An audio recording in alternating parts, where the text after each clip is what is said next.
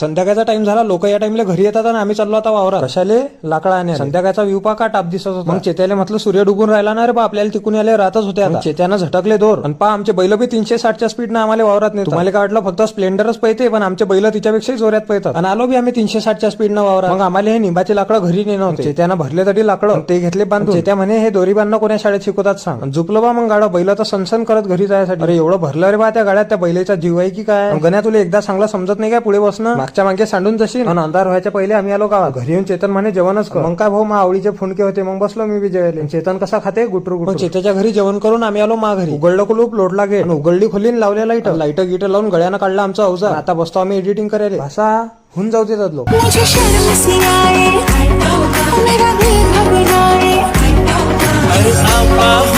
चूक न जाए ऐसे मौके से, तुझको पिया ने देख लिया।